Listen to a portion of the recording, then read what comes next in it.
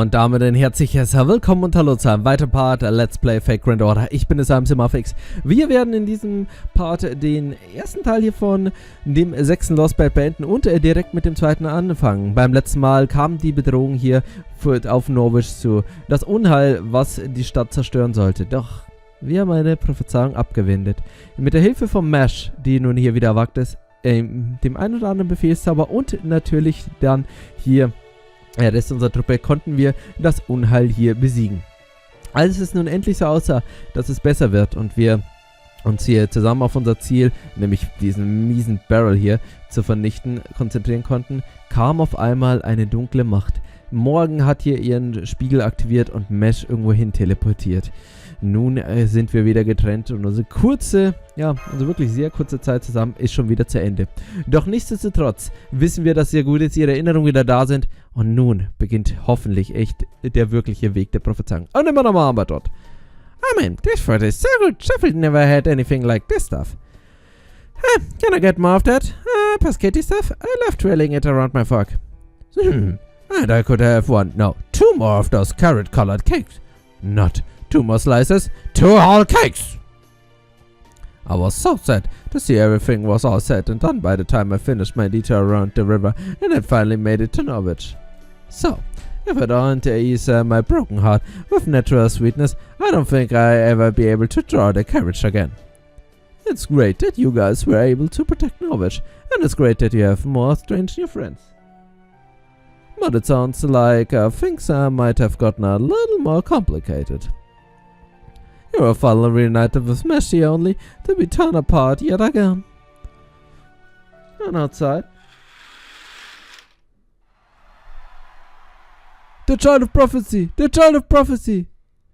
The Child of Prophecy! Save Norwich! The Child of Prophecy will defeat the Queen! We don't have to listen to Morgans anymore! The Child of Prophecy protected us. Now it's our turn to pay her back. No more shipments to Camelot. Send weapons to Londinium. Long live the Child of Prophecy. Long live the true King of Britain. Ich denke, Norwich wird von der Erde wegradiert. You did it, Atari. One. Yeah. True. Effect between saving Norwich and repelling the calamity, you might have won a little too much. Now that the fairies of Norwich are all completely on the Child of Prophecy side, the Queen's not going to just sit there and do nothing. Das ist nämlich meine Angst, dass sie einfach die Stadt einfach vernichtet. So, she's gonna start sending her armies after us, huh? Now that we are taking off the calamity, it's gonna be an all-out war with the fairy soldiers. Alright, I guess we did kind of openly rebel, didn't we? I'm also worried about Mesh and where's Monks, what a mirror I might have taken her. And that fairy there just keeps harping on about how Mesh is not immediate danger, and that we'll definitely see her again. Well, yeah, that's all the guarantees you're gonna get from a little old hobby cat, since it's all I know for sure. But I will say that you shouldn't run for yourself looking all over Britain for her right now. Like they say, good things come to those who wait, and joyful evenings may follow sorrowful mornings. You're just full of sayings, ain't you, hobby cat? Ain't any rate. It's not a good idea to go outside without a plan right now. If you're not careful, you could unwittingly end up inciting these fairies further down the path of rebellion. The smartest course of action would be to wait until nighttime and sneak out to Norwich quietly, assuming you have somewhere else to go, of course. What about going back to Salisbury? No, I don't think that's a good idea. Regardless of how we pulled it off, we succeeded at repelling the calamity and saving Norwich. We can't let the opportunities this victory provided us to go to waste. Also im Endeffekt haben wir nur 2 Optionen, uns mit den Rebellen zusammenschließen. Und da gibt es die Rebellen in Londinium, rund am Percival, wie wir mitbekommen haben. Und natürlich Nokkariba oben im Norden. Really, it's a miracle we even have them. Opportunities, I mean. I didn't mention this before because I would have been demotivating, but the prophecy original not only said that the calamity would be banished, but that Norwich would be destroyed. Es ist immer noch nicht vorbei. I see. You want to meet with Spring and demand payment for defending Norwich. That's right. We are going to tighten the screws while the Norwich fairies are still on our side. Let us ring the bell of pilgrimage, or we help your citizens kick you out of power. Let's see what he says to that.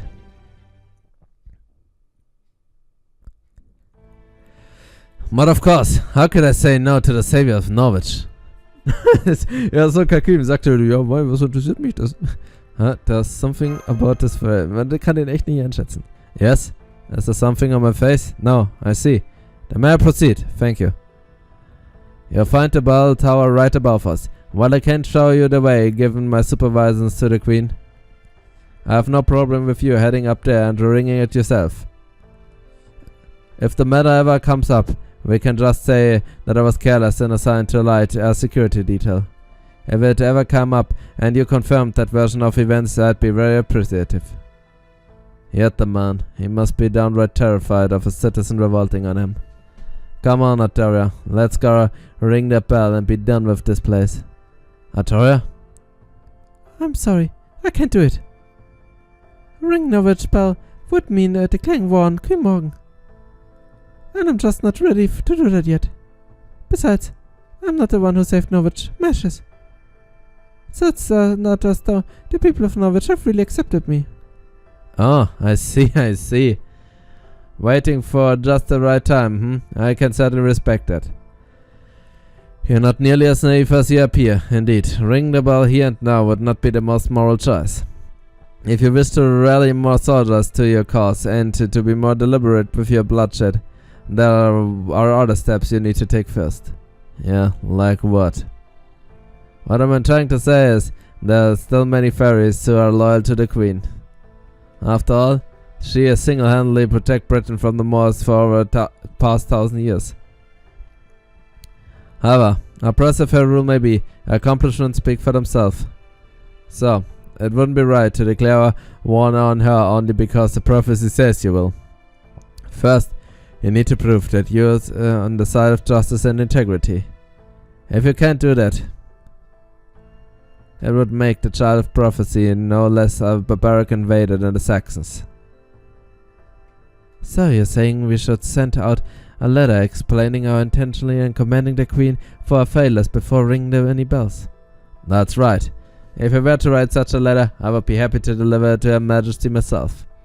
But fortunately, there's also no need for one just yet. As it happens, I just spoke with the Queen. She said, in recognition of the child of prophecy and a foreign visit to the defense of Norwich, notwithstanding the role of luck in your success, I am willing to grant them an audience. I shall treat them as guests who have accomplished a rare and unusual feat. Should they wish to speak on any particular subject, I will hear them on this occasion. in die Höhle des Löwens reinzugehen, während die Bestie in der Form von Barrel da ist. Leute, wenn Barrel da ist, dann haue ich meine Fäuste raus. Mir wurscht, was ist. So the Queen's outright telling us to come to see her. Oh, really? Hey, why don't we just dump her straight into the pit and save her the trouble of killing us? Does Morgan really think we'd fall for such blandly obvious trap? Naja, sie hat Mesh. I assure you, this is no trap. Ruthless though she is, the Queen does believe in the importance of decorum. If she says she is prepared to welcome you as guest, you can trust that no harm will come to you. As our supreme monarch, her every word carries a great deal of weight. If it didn't, she could never have united all 6 clans under her rule. I see, we can't start a war against her without declaring it first. And the Queens can't kill the child of prophecy without a damn good reason. Especially now that she's gone and saved Norwich. Politically speaking, she's gotta prove the justice of her rule, just as we gotta prove the opposite. Which means, it all comes down to that each side has to say. Sounds like it worth taking up on this invitation. I agree with Muramasa. Besides, I really want to know more about the Queen herself. So far all we really know about Morgan is her name. I'd like to speak with her directly so I can find out what she's really thinking and what it is she really wants. That said, if you're going, we need assurance that we'll be able to leave safely too. Sure, she need to promise that our truce will remain in place for a while, even if the meeting doesn't go all that well. Naturally. In fact, she's already promised as much. It's all in this letter, which my fellow clan heads have also received copies of. Huh? What do you think, Maxie? If our safety guaranteed, we should definitely go give her a peace in our mind. Huh? Why do you sound like you already said to pick up a fight? Think about it.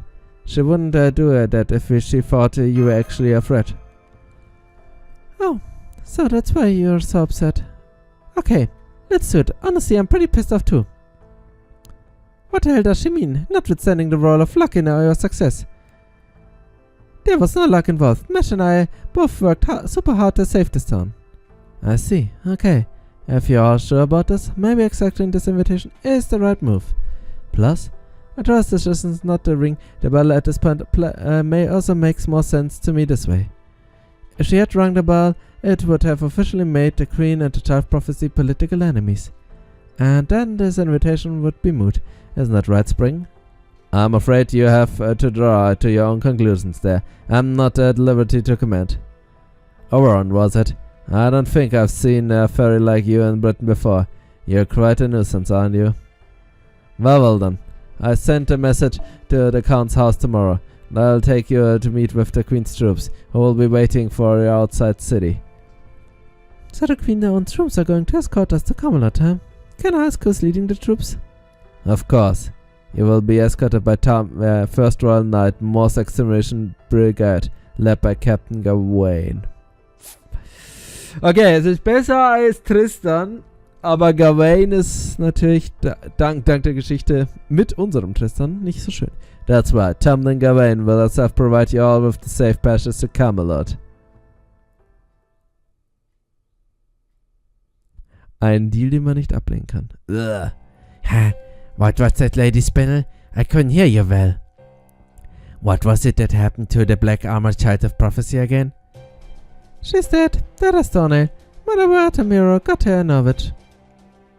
They say she vanished completely, arm and all, without so much as a finger left behind. What a joke, right? Sure, she was heavily sunk, but she couldn't even last a second against Mother. Guess I won't get to touch her anymore. Beryl? Is something wrong? Did I say something I shouldn't have? Is that all? There's nothing noteworthy about the news, Lady Spinel? It's such obvious misinformation. It's not even creative enough to be interesting. But isn't Mesh your girlfriend? How can it not be noteworthy that she's dead? It's simple. She just vanished, right? No body, no death. Besides, I might end up dying before her, but there's no way Mesh would ever die before me. Never. That's just not how the god of romance rolls. She might end up taking a long and circuitous road to get here, but eventually Mesh will make her way to me. After all, she and I are destined to be together. Ja, stimmt. Während sie mit ihrem Schild ein hässliches Gesicht eintritt. Ladies and Gentlemen, das war hier offiziell das Ende des ersten Aktes, liebe Leute. Aber wir werden uns natürlich noch nicht verabschieden, denn, liebe Leute, nun geht es jetzt richtig weiter mit dem Intro des zweiten Aktes des 6. Lost Belt, Akt Nummer 2, Intro.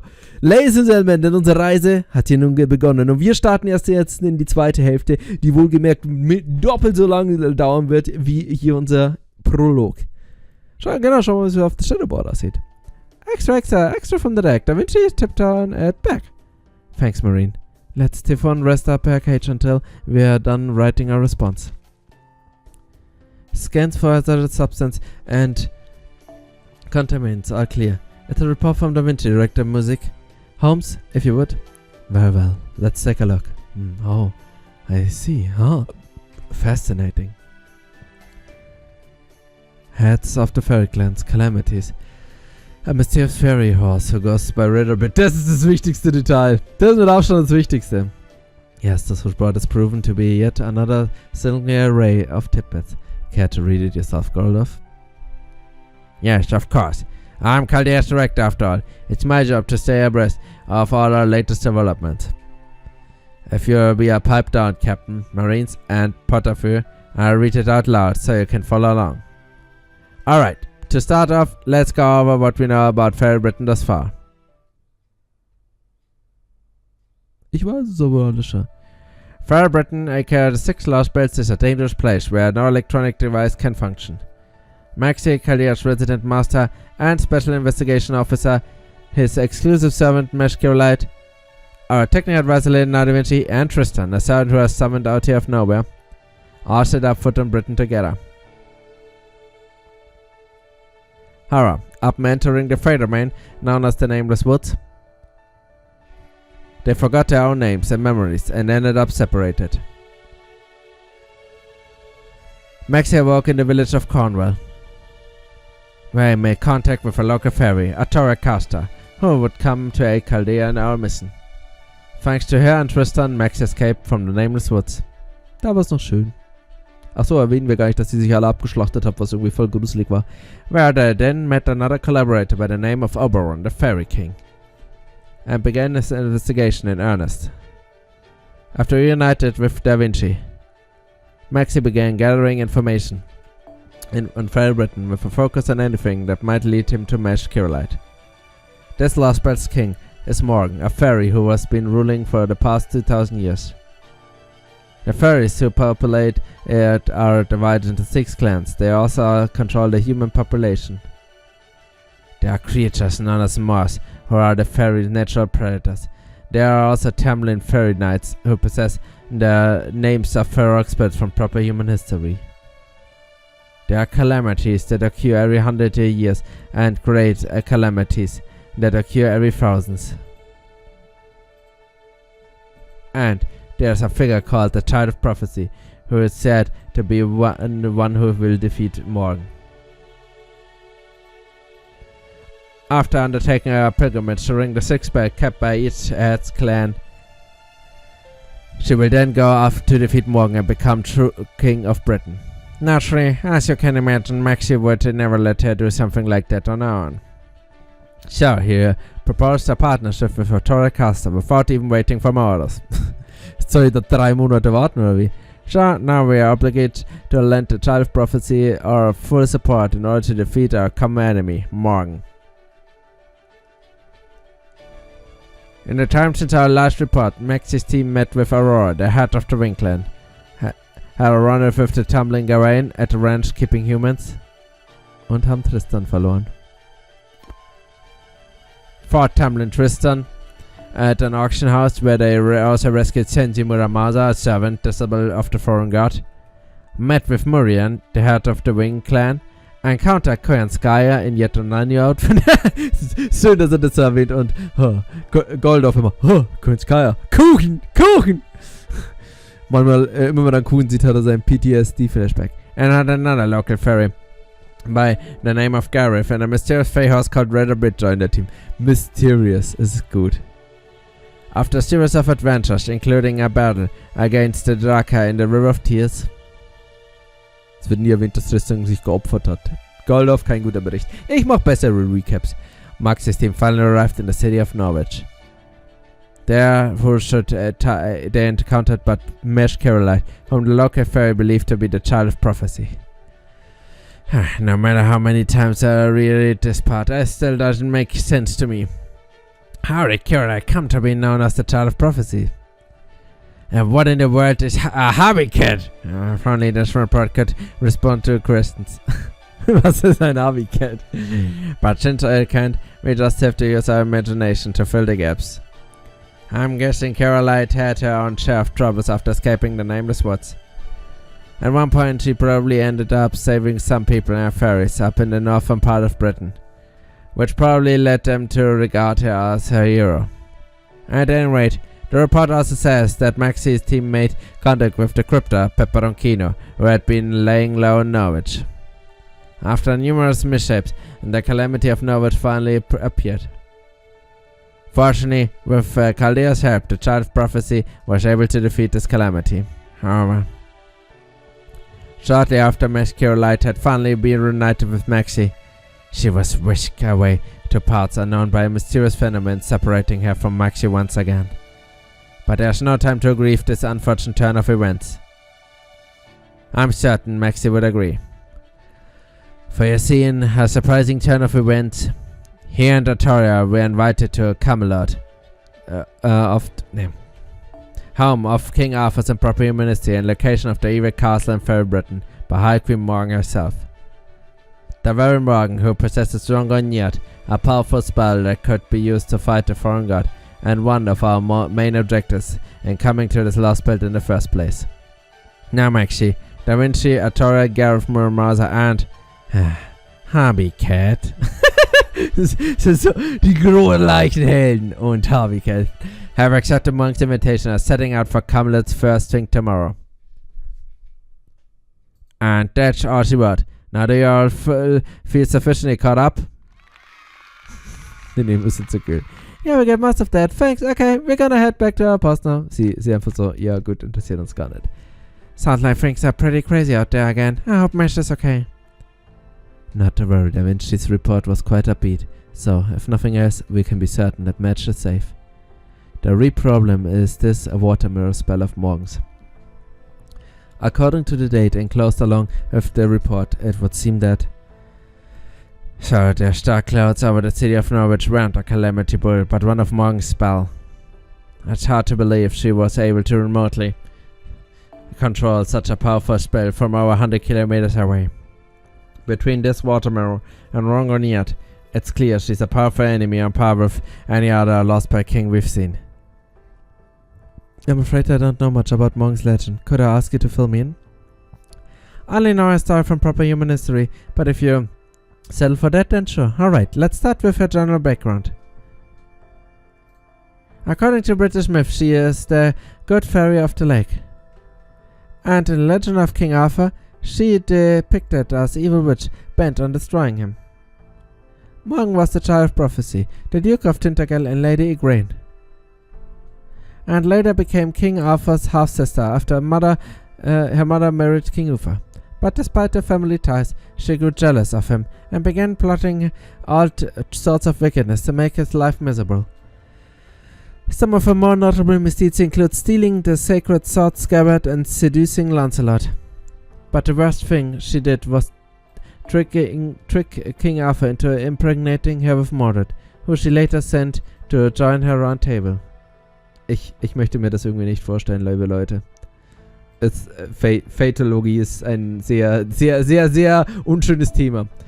There are a lot of factors leading to the downfall of King Arthur's kingdom, but Morgan's definitely the one who tipped over the edge. Paradoxically, there are also some who believed another side of Morgan was devoted to protecting King Arthur.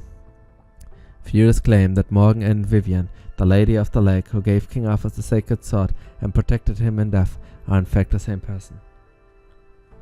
Sounds like her lust for power led to her become a femme fatale who ruined an entire nation.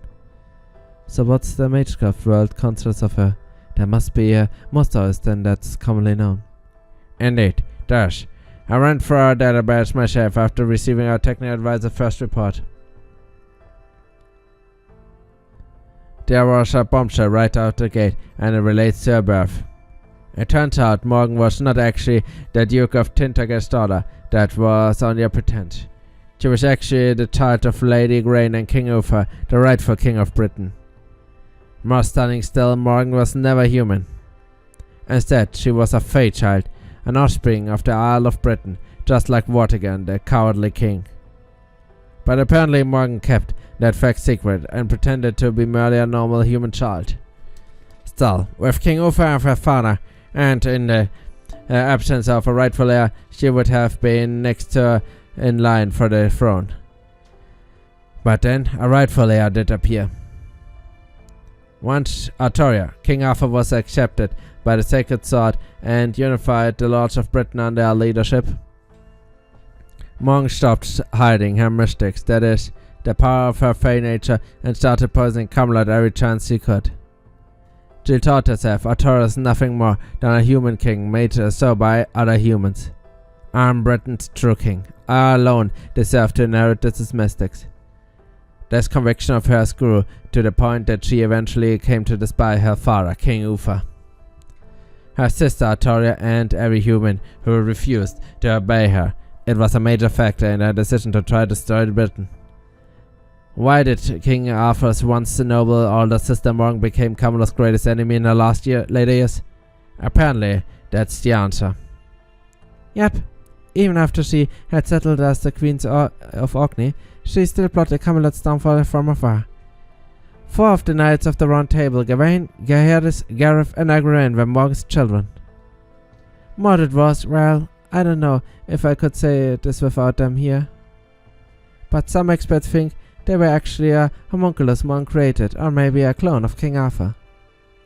Particularly like that aside, it sounds pretty clear that she was an enemy of King Arthur, and a witch who tried to destroy all of Britain. So what about that supposed side of her that was focused on keeping King Arthur safe? An excellent question, Captain. There are numerous Arthurian legends, and each of them describes Morgan differently. One claims she was King Arthur's noble sister, another claims she was the Lady of the Lake, yet another claims she had been a goddess of Britain since ancient times. Needless to say, each claim would seem to rule the others out as a possibility. Common sense would dictate that one of these theories is correct and the others refer to someone else entirely. But I believe that they are in fact all true, and that Morgan was possessed of three aspects. Given that she was born under supernatural circumstances, I surmise that her human side, her fairy side, and the part of her that was Britain's own avatar all existed simultaneously. Whereas these parts of herself are essentially incurable within a single entity. I suspect each of these aspects became an independent being. One was her human side, a Taurus kind older sister, Morgan. Another was her fairy side, Vivian, the Lady of the Lake. And the third was the avatar of Britain, Morgan Le Fay. If you assume that to be the case, everything makes sense. The Knight of the Round Table, then, did not bring her to justice because she was both evil and good. Now I see, okay, I'm convinced. But hang on, isn't Vivian another name for Nimue, the fairy who imprisoned Merlin? Yes, it is. Morgan is both King Arthur's rival and Mary's greatest enemy. Though Merlin was the one who taught Vivian magecraft, her infeuding with him eventually led her to despising him and ultimately sealing him away.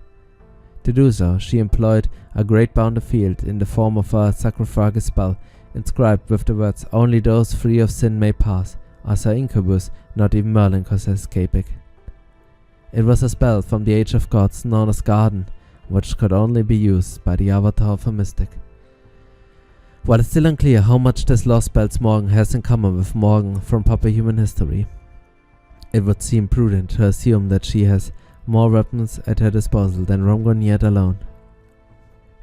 First it's the Lion King in Jerusalem, now it's Morgan in Fairy Britain, huh? I swear, why are we always getting mixed up with Arthurian legends? I mean, I can understand it is the case since we're in Britain now and all, but still. I mean, what are you gonna do if Albion shows up next? I don't think even the Stormborder would have a chance. Albion? That is what the island was known as in ancient times, before it came to be called Britain. Though of course that name also refers to something else in Magecraft world. Der refers to the last pure-blooded dragon, Albion. Allein wenn schon gesagt wird, wissen wir, dass wir ihnen begegnen werden. An extinct phantasma remained on the Isle of Britain, even as the Age of Gods came to an end. The creature we call dragons today are simply animals who happen to acquire some of the dragon genes left behind by the dragonkin who went over to the reverse side of the world and ended up adopting the dragon's way of life while preserving their own. With the exception of Albion's corpse, not a single pure-blooded dragon is left on this entire planet. Yes, that's what they say in the clock tower, isn't it? Quite a romantic notion, that. But is it all it is, and Albion is but a long list of fairy tales. More importantly, it's now 28 days since we began this mission. Thanks to the contracted fruit essence, our technical advisor has been sending along with the reports. We now have met against the despair, which would let us remain here past our initial 50-day estimate. Perhaps you should advise them to stop by the border? True. Maybe we should. Earlier was and complete this mission within 30 days. But that's clearly not going to happen. That said, we still don't know exactly when the college is going to begin, so we shouldn't be too quick to change our time limit. If we stick to our initial plan, we still have 17 days left to complete the mission. Do you think Max's team can pull it off in that time frame, Holmes? Well, according to the Vinci report, it seems the circumstances are nearly all in place. If the meeting with High Queen Morgan ends up peacefully, then she proves willing to share information about Rungamnir with them. They can then devote the rest of the time to investigating the collapse. And if it doesn't end peacefully, now that Chaldea has thrown the lot in with the Child of Prophecy was all but inevitable. We already know the extent of Fairy Britain's military power. If Artoria is able to complete her pilgrimage and muster a significant anti-Queen force, the Battle for Camelot will be decided in a single day. I suspect that battle will take place in 16 days at the earliest, just barely within our deadline. Wie Sherlock das schon wieder auf den Tag genau bezeichnen kann. Okay, liebe Leute. Das war also noch mehr eine Zusammenfassung und ein kleiner Vorausblick auf das, was uns hier erwarten wird. Die Musik ist schon wieder düster, aber düster wird es auch weitergehen, denn beim nächsten Mal werden wir uns nach Camelot, in das Herzen des Wahnsinns begeben. Dort werden wir uns erstmal mit Bard Gawain treffen und danach wird es dann nach Camelot gehen. Ich würde sagen, wir machen jetzt erstmal einen kleinen Cut und beim nächsten Mal geht es weiter mit Fake und Dora. Vielen Dank fürs Zuschauen, bis zum nächsten Mal. Ciao.